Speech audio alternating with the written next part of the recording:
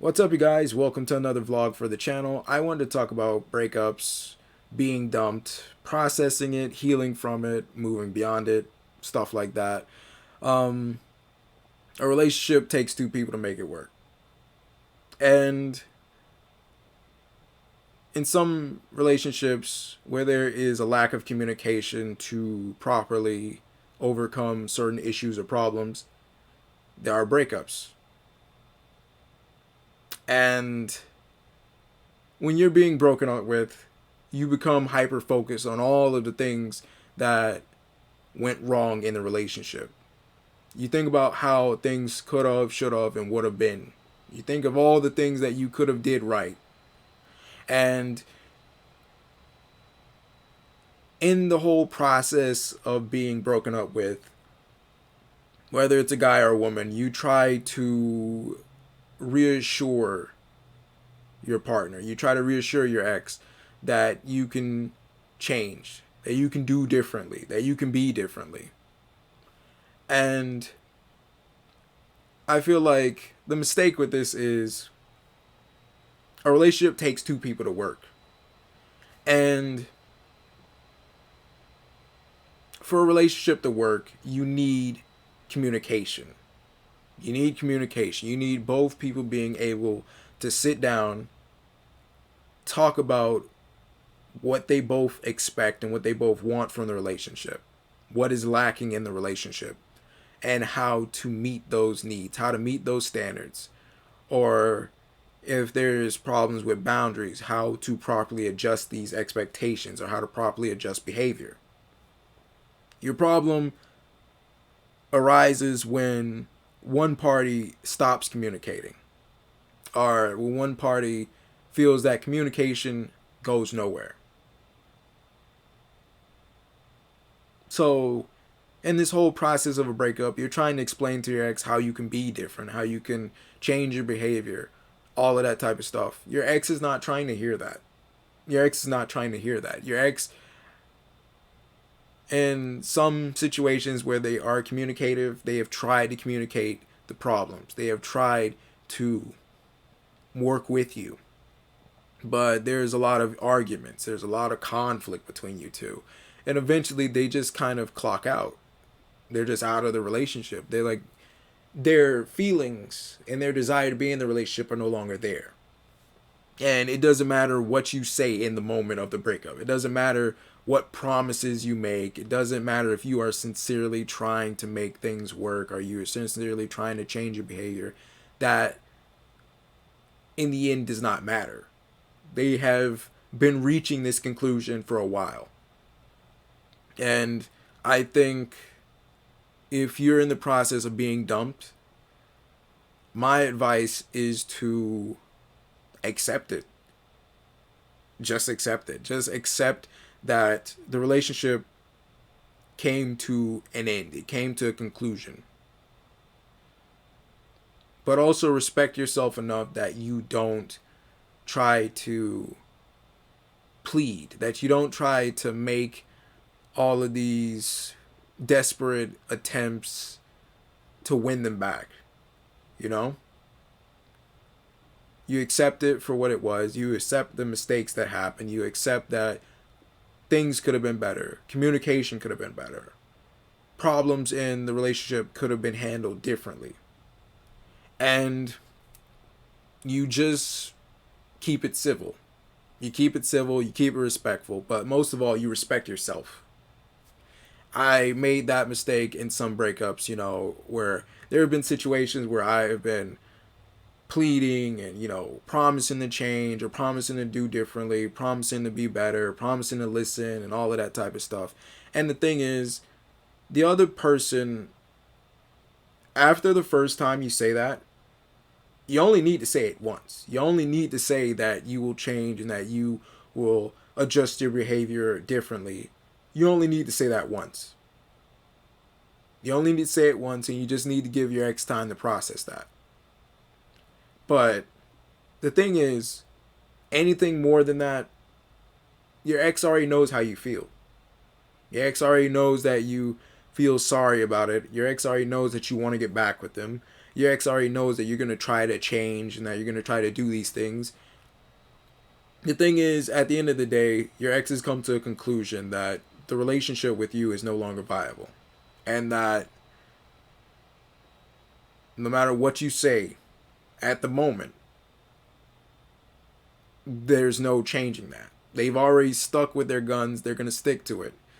And you have to respect yourself enough to accept that decision and respect yourself enough that you don't crawl and beg for somebody to stay. Now, another thing that going through a breakup is you just feel this gap. You feel this huge gap in your life where this other person was. You know, whether it's phone calls, whether it's text messages, whether it's hanging out, just anything, any time, any activities that they would occupy in your day, that is gone. You feel this big vacuum. You feel so empty, and everybody tells you to, you know, just distract yourself and, you know, go out and talk to people, but that's easier said than done. Honestly, that's easier said than done. It's easier said than done to talk to other people when in reality, when you're the one dumped, it feels like everything is moving extremely slow, you know? Every single notification, every single vibration or ding on your phone, you think that's a text message from them. You think that it's them coming back. It's them wanting to talk to you. Them finally deciding that they want to work things out. And for, I'd say like the first week or so, your mind is preoccupied on them possibly coming back. And the thing is, they might come back, but there's a very likely chance they're not coming back. And by holding on to that, you're hurting yourself even more. And I think what hurts even more is especially like social media nowadays. When you look at their profile, you look at posts that they make and stuff like that, and you see that for you, this breakup has been an absolute hell. This breakup has been the worst thing you could ever ask for. But for them, they're happy, they're with their friends, they're socializing, they're living their best life. And for you, you're just going through this destructive hell. And I think like it's harmful just to see that. It kind of just breaks you down just to see it. But whereas some people would just be like, block them, you know, don't look at their profile, stuff like that. I personally am of a slightly different opinion. I don't think you should be checking their profile or creeping their profile like that. But I think that looking at their profile and seeing how they're living life, seeing how they are handling the breakup, it should give you resolve. It should give you strength, you know? If your ex, whether they're a man or a woman, if they are just doing so much better, so much happier immediately after the breakup without you, that should show you exactly where you stood in their life. That you need not dwell on them because they don't seem to be struggling without you. You need to work on fixing yourself. You need to work on healing yourself. And I don't think like just going out and talking to people is, you know, the easiest thing to do. It's not easy talking to other people after you've been dumped, you know, especially with your ex still on your mind. It's not easy to talk to somebody else or try to move on or try to talk to different people in the hopes of dating them because all you really think about is your ex. All you really try to compare them to is your ex. And it's not healthy. It's not a good thing to do. You don't want to talk to somebody when your ex is still on your mind. You don't want to be like subconsciously comparing them to your ex because then you have this person that is feeling something for you, that is legit feeling a connection for you. And this entire time you kind of feel something for them. You kind of feel like things could work with them, but you still are hoping that your ex will come back. You're still comparing them to your ex. And that is not good for another person that you're bringing into your life. I'd say my personal experience has been talking to people helps. Talking to people really does help. But first and foremost, I'd say just feeling it, just feeling the pain, just feel it. You have to feel the breakup. You have to feel everything. You have to feel the anger, the frustration, the sadness, the loneliness. You have to feel it. You have to get in your mind getting over your ex. You have to feel in your mind that you don't need them. They are happier in their life without you in it. What does that say? They don't value you enough for you to be in their life. They don't value you enough. They don't care about you enough to ask, are you okay? You're over here being torn up apart inside. Every single minute passes by like it's an hour, you know? And to them, they're out with their friends. They're out drinking. They're out having fun. They're out just doing stuff and living life. You're not a priority in their life. You don't matter in their life. To them, you are a ghost. They've already put you in the closet and abandoned you. What you need to do now is you need to feel that pain. You need to hold on to the fact that you mean nothing to them now. That you are not a part of their life. That you are not in their active, conscious stream of thought. You need to feel that. And you need to turn that anger into something productive. You need to turn that anger, you need to think about this. If they don't value me and they don't want me in their life, and I'm not somebody that's on their mind frequently, or at least at some point in their day, I need to care about myself enough. I need to stop chasing after them. I need to stop hoping that they'll come back, because clearly this is not the type of person I want in my life anyways. All right? When a breakup happens, the person's feelings for us are gone. Or at least they're at a point where they no longer feel that being with us is worth it. And it's hard to get those feelings back to the same level. It really is. And you can't, in the whole process of the breakup, hold on to that hope. You can't hold on to it.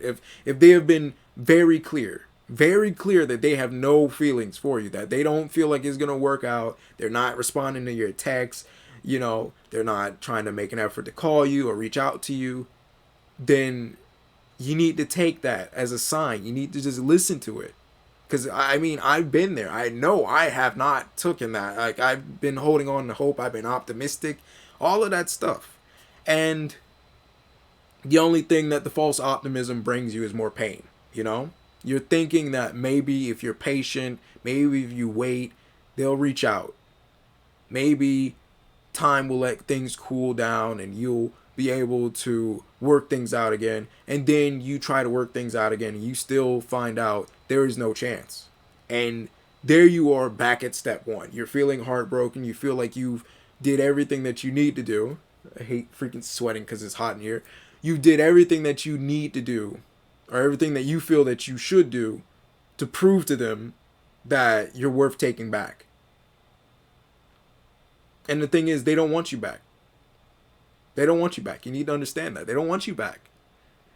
So instead of trying to prove to someone else that they need to take you back, you need to feel the breakup. You need to feel the pain of it. You need to get to a point where you are so angry about the breakup. You're so angry about the way you're being treated that you're saying, I deserve better. You know? I deserve better. I deserve somebody that wants me to be around. I want somebody that actually wants to respond to me, that wants to talk to me, that wants me actively in their life. Now, this doesn't matter if you were right or wrong in the relationship. This doesn't matter if you were the cause of the breakup. You should be around somebody that wants you around. All right? And if it brings you pain to try to continuously hold on to hope and reach out to somebody that just doesn't want you in their life, you need to just drop it, and you need to come to a conclusion. You have to come to a realization that you matter and that you're better than this. You're better than groveling to somebody that doesn't want you there. You're better than trying to prove to somebody that won't even listen that you belong there. And I've been there. I've wrote essays and paragraphs about how I'm sorry and like things I could do better and stuff like that. And the thing is, the person that breaks up with you, they already get it the first time around. They already get it. the thing is, they don't care. They don't care. I don't know how many times I've been in a phone call with one of my exes and they told me, I don't care. I don't care. And you know, me, during the breakup, I just couldn't let go of the possibility that maybe we could work things out. Maybe if I just send one more text, one more message explaining myself, explaining, you know, how I could be a better person, how I could work on traits that they didn't think was compatible. None of that fucking matters. Like, at the end of the day, they get it the first time around. They get it the first time around. They actually want to be with you. They would give you that chance. You know, they would hear you out and they would give you that chance. But if they're just not responding and they're just being really, they're just being really unresponsive and they're giving you the cold shoulder, take that. Take that as the clear sign that you need to, that they don't give a shit. They don't give a shit about your explanations. They don't give a shit about you. You can only give a shit about you. You can only care about you. So what you need to do is you need to feel that pain. You need to use that pain. And for me, I used that pain and I focused on basically just doing what I usually did before. I went back to running. I went back to boxing. And I went back to reading books, you know? And I think the worst part about a breakup is the loneliness, the just the gap, you know, that empty gap in time, the empty gap in your life that someone used to occupy and now no one occupies. You reserve this time, this portion of your life for specifically one person. You know, you had a good day. You want to sit down and you want to share it with somebody. That was the person. And now that person's gone. And for me, when I had my breakup, that was the scary part for me. It was the scary part that they're gone. And I'm going to go back to this loneliness. I'm going to go back to being alone. I'm going to go back to being by myself in my own thoughts. I'm going to not be able to have somebody to share my good day with. I'm not going to be able to have these intimate conversations and these intimate moments with somebody. And that is the scariest part about a breakup. And the thing is, you have to understand that there are highs and lows in life. And you're going to have these moments where things are really, really just bad. Or, you know, things are really not optimal or what you would want them to be. But you have to be patient. Because in between these low moments, there are really high moments. And you just, eventually in life, you get to a point where you realize that these low moments are going to happen. But when these high moments do happen, you have to really ride that high moment. And you have to appreciate it for as long as it lasts. Because it will go. But you want somebody that's going to be there when that high moment is no longer there. And you just got to focus on yourself. You got to work on building yourself up. You got to work on just building yourself up to be the person that you would want to be around. To be the type of person that you would find interesting. And that's what I'm trying to build myself up to be. I'm trying to work on myself. And for me, it was only when I started back running. It was only when I started back reading. It was only when I really, really focused on running. And I really, really focused on also dieting. Because it's a difficult diet I'm on. It takes a lot of willpower. It's only when I really focused on that and I binge watched a crap ton of Netflix shows, I was really distracted. Like at the start of the breakup, I'm telling you, I watched Netflix series after Netflix series. I watched American Horror Story, and it was like every episode was forever. It was like it just went on into infinity, right? And I would look at my phone. 10 minutes just never seemed to just go by quick enough, you know? It would just seem like it would be like a half hour for every 5 minutes. The day just didn't go by quick enough. Every morning just took an eternity. It was only like when it was like 3 or 4 p.m. that the day really started to roll by quicker. And I found that the less I checked my ex social media, the less I saw how great her life was, the less I focused on her, the more quicker my time went. It was only when I really thought about her, when I was really thinking about getting back together, when I was really trying to reach out to her and respond and send texts and, you know, send messages and stuff like that and wait for a reply that time went by slow. It was only when I just literally threw away the idea of things ever getting back to that point that time started to move faster. It was only then that I started feeling better, that I no longer had, that heaviness in my chest, or, that really clenched or crushed feeling. I didn't feel as torn. I didn't have as much difficulty sleeping. It's only when you let it go. Like, at the start, you have to feel it. At the middle, you have to use that anger, that frustration, that pain, that sadness, that loneliness that you feel, and you have to transmute it into something constructive. You have to transmute it into something productive and work on yourself. And if you're not working on yourself, and you should work on yourself. Even if you're perfect, you should work on yourself because you're not perfect. But even if you did nothing wrong in the relationship, think about things you could do better for the next person. Think about things that you did for somebody that you was in a relationship with that they didn't deserve. Think about the type of stuff that you can do for somebody that comes along the next time around. Think about how you can overcome problems that killed your past relationship the next time around so you can avoid that. That's some stuff that you could do. If you are a very insecure person, work on yourself. Work on building up self-esteem. Work on becoming more confident with your body. Work on becoming more confident with your partner possibly being in situations that might make you jealous. All right? Now, a good partner communicates their insecurities or communicates when they're uncomfortable with their partner doing something. And a good partner would listen to those concerns and possibly, if they can, avoid it. But a person that is confident in themselves or has enough faith and trust in their partner will not be completely bothered by it.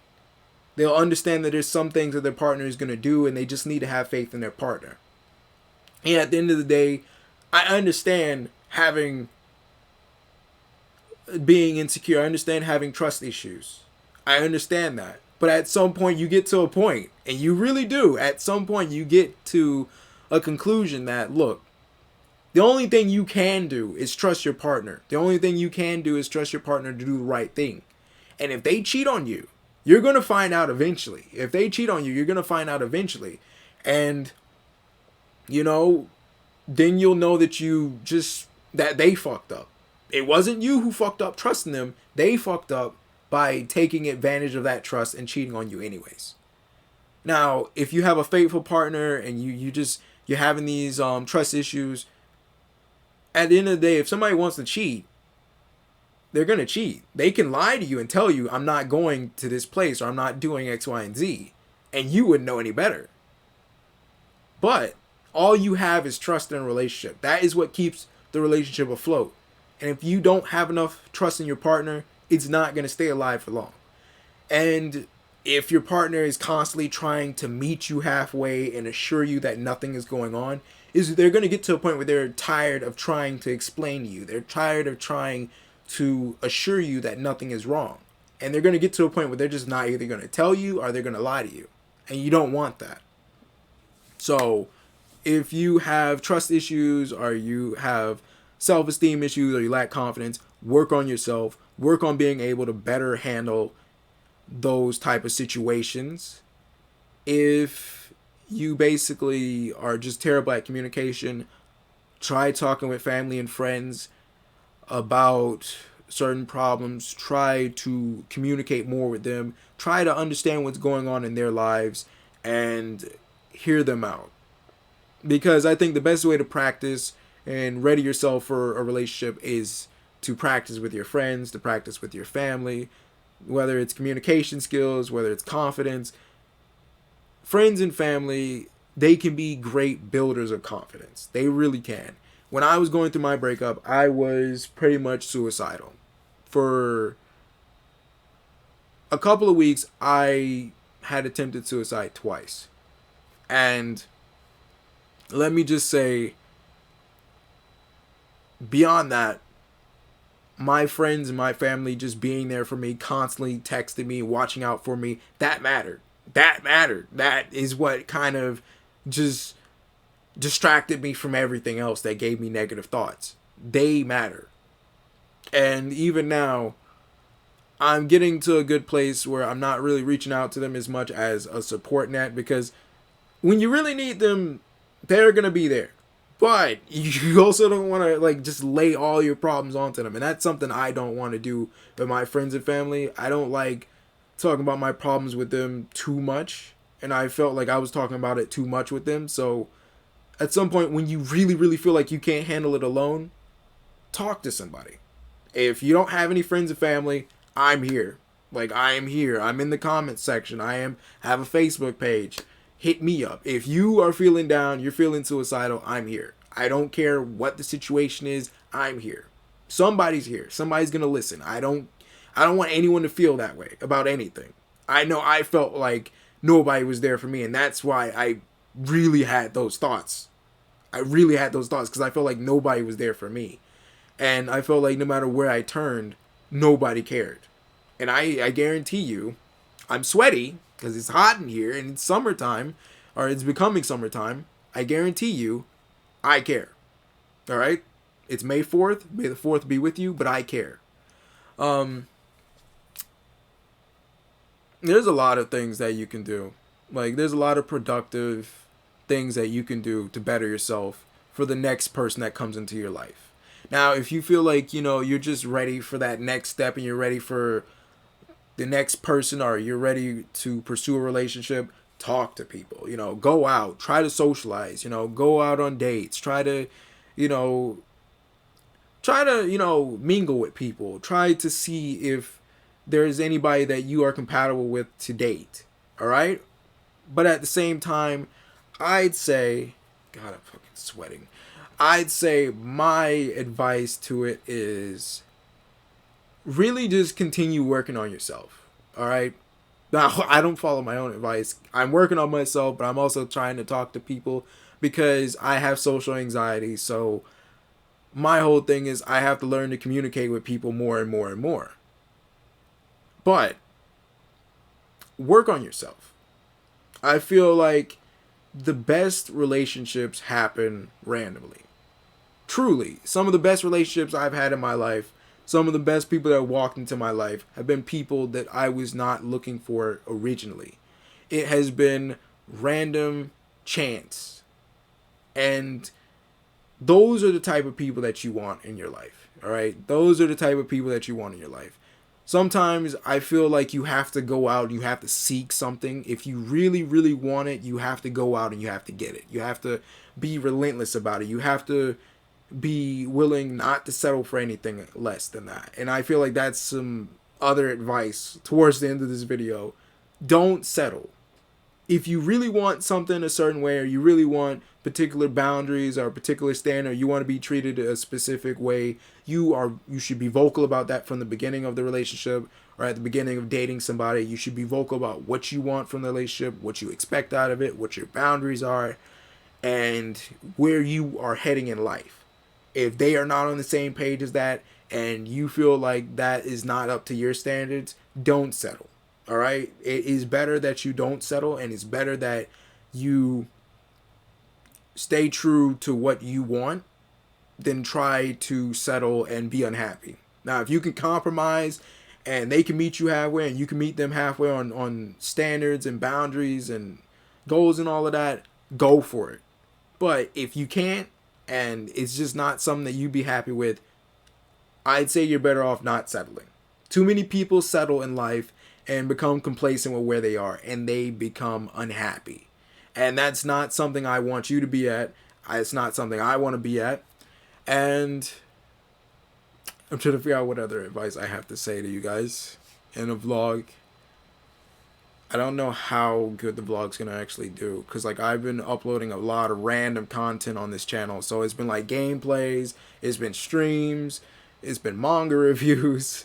So we're all over the place. We have Star Wars streams, we have Call of Duty streams, we have Call of Duty clips. And I just felt like I wanted to talk about something that was personal and hit close to home. But the right one will come along. whether you are actively seeking the right one or whether it's a random occurrence or a random meeting, the right one will come along. And I know right now in the breakup, no matter what process you're at or what stage you're at, I know it doesn't seem like it. I know it seems like this person that you were in the relationship with is the best person that you could have ever been with. And that is the way I felt about my ex. That was why I just couldn't let go. You know, that was why I just had to keep trying, because I felt like she was the best.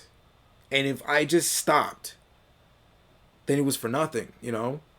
I just felt like I had to keep going because maybe, just maybe, I could have made it work. Because to me, she was the one. And the reality of it is, in the moment, we think that person is the one. We think that person is perfect. We think that no one else could compare.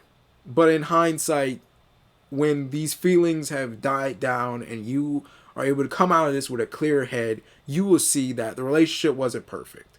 The way they treated you wasn't perfect. The way you treated them was not perfect. Things happened the way they happened. And hopefully you do find somebody that you're in a relationship with that does treat you right, that you do have a strong chemistry with, and you see this is how a relationship is supposed to be.